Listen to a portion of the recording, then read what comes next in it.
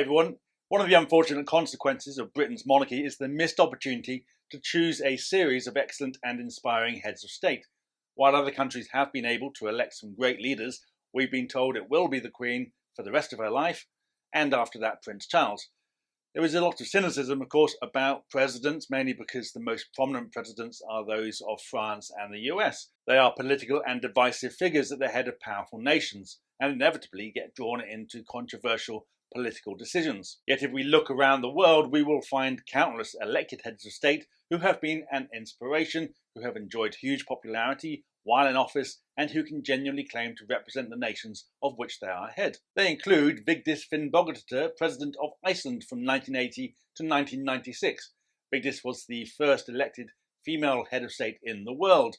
She proved hugely popular and went on to serve for 16 years, being elected for 4 consecutive 4-year terms.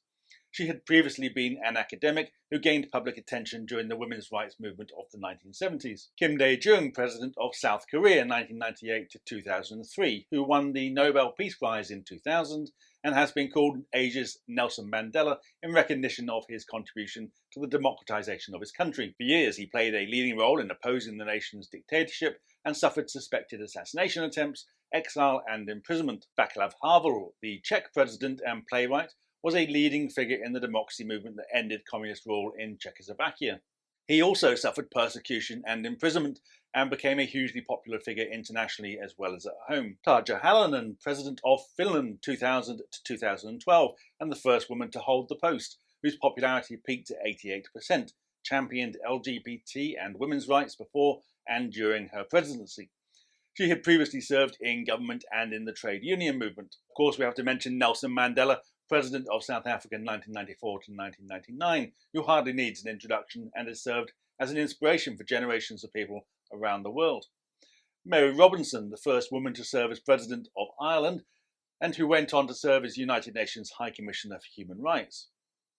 Robinson's election signalled changing social attitudes in Ireland, and she remained popular during and after her presidency. Mary McAleese, Robinson's successor and Ireland's second female president, and the first from Northern Ireland.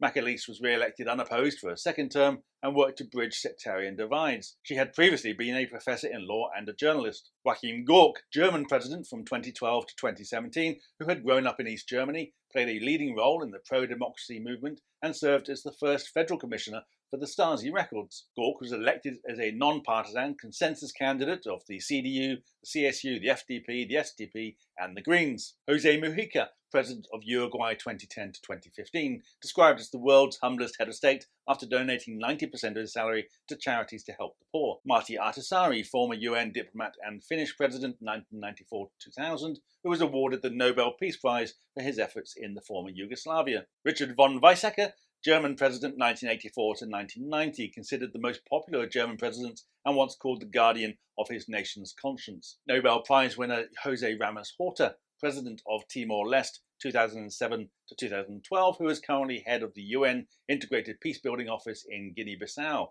and was seen as a potential UN Secretary-General. And I should mention Sandra Mason, the jurist, lawyer and judge who served as the last Governor-General of Barbados and is now their first president. Of course, there are other elected heads of state who have had to resign, who have been charged with corruption, or who have become deeply unpopular. A person isn't inherently more honest for being elected, but through elections we can make informed decisions about who we want and, if necessary, get rid of them later. With monarchy, we're told who our head of state will be, and it'll be that person regardless of their character, opinions or politics. Rather than allow us the opportunity to rid ourselves of bad heads of state, we instead rely on secrecy, deference and mythology to create an image of the perfect, never-put-a-foot-wrong monarch.